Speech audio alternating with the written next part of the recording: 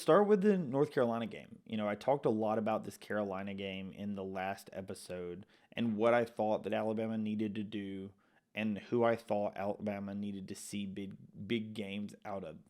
My biggest person that I needed to see a big game out of was Grant Nelson. We were going against Armando Bacot, and I thought that Grant Nelson was going to have to play one of his best games to be able to obviously stop Bacot. And obviously, we were also going to need some good defense out of out of Estrada and Sears on R.J. Davis, or Rylan Griffin or whoever was going to be playing on R.J. Davis. We were going to need good defense out of them as well because North Carolina had some guys that could score. And really importantly, don't lay too much off of Cormac Ryan because Cormac Ryan, as we know, in that Notre Dame game had dominated us, a couple of years ago. So the game went about how I expected, quite frankly. Alabama played its game.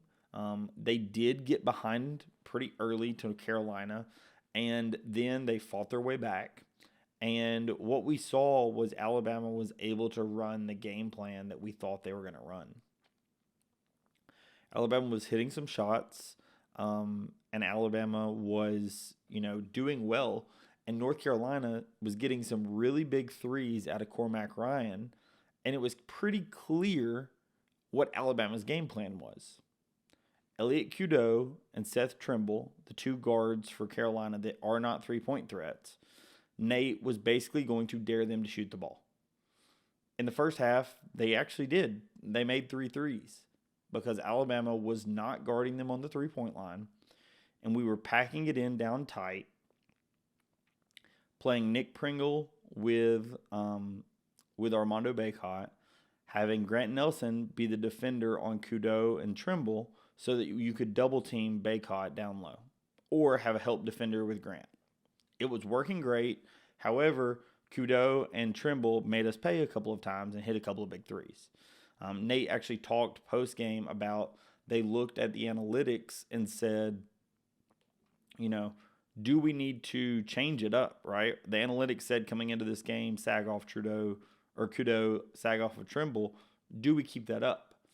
They decided to stay with it, and in the second half, Trimble and Kudo don't hit the same shots. They actually don't end up playing a ton in the second half, and the defensive game plan that Nate had seemed to be working pretty well.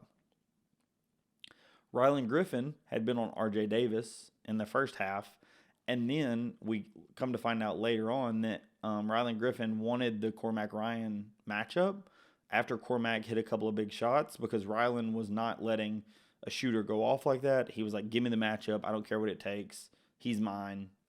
Figure it out. And, Nate talks to Preston Murphy, who's going through the scouts, says, hey, figure it out. Get Rylan on him. He wants him. So Rylan ends up shutting down Cormac Ryan, and it really sets up for a pretty big game down the stretch. There cannot be enough said for how huge Grant Nelson was in this game. I have the stats in front of me. So he goes 24, 8, and 5 blocks. 24, 12, and 5. 12 rebounds, 4 of them being offensive, 5 huge blocks, including a very, very big one on R.J. Davis as he was going to tie the game at the very end of the game. He ends up hitting some very big free throws.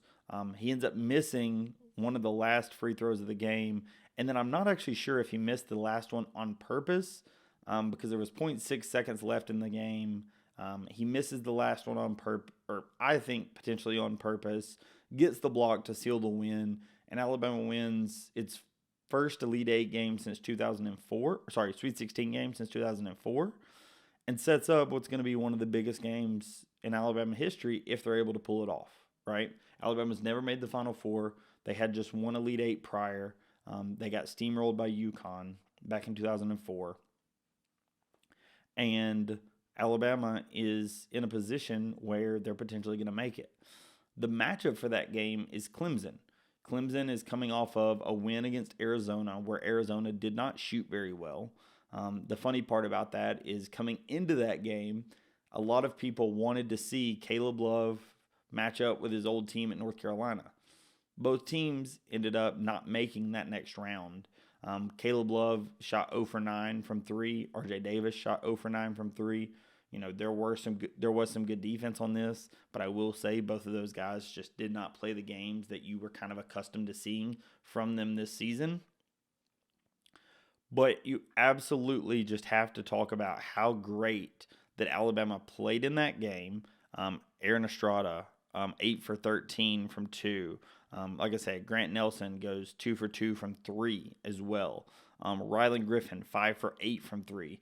In that first half, when Alabama was having some shots hit against them by Cormac Ryan and Kudo, Rylan was huge to answer the call and make some big threes of his own.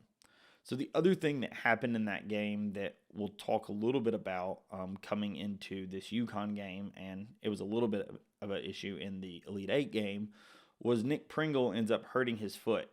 There was some comments coming into the Sweet 16 that Nick Pringle had been battling a heel injury and a foot injury, and he goes down in that game. There's some questions as to, is it Achilles, is it a heel, what's going on? We come to find out it's a heel injury. He's not able to finish out the game against UNC. However, in the post game, he was asked, hey, you going to be able to go for Clemson? And he basically replied, it's the Elite Eight. I don't care. Like, if I have a leg, I'm playing. And, props to Clark, the trainer. He did everything he could. He got Nick back into position to be able to play in that Elite Eight game. And we'll talk about the game that he had against Clemson. But he was absolutely incredible, right? So just want to talk about kind of those massive performances. Obviously, Mark Sears, awesome as always. He ends up having 18 points. But kind of the big thing to talk about in this game was also Mark Sears is your leading scorer on the season, and he's kind of your go-to guy, especially in late game situations. And Nate goes to Mark at the end of the game and says, hey, what play do you want me to run to get you open? And Mark says, don't go to me. Let's go to Grant. He's on fire right now. He's got everything going. Let's run a play for Grant. And it really just shows when you have your leading scorer that's not worried, about it and is going to try to ride the hot hand and trust in his teammates. Nate and the team have talked about the Mudita that Patrick Murphy, the softball coach, kind of talked to them about. This was as perfect of an example as that as you get. Sears ends up passing up the opportunity for the play. They run something for Grant. Grant ends up scoring on that play, hits a big 3 at the end of the game to put us up 5, hits some big free throws at the end of the game, and Alabama ends up winning that game 89-87. As I mentioned, the game went about exactly as I expected. My original prediction that I had put out on the write-up and the thread was 87-92. So, if Grant hits those last 2 free throws, it would have been 87-91. In my mind, this was the game plan that Alabama needed to be able to win this game, and they executed it absolutely to perfection.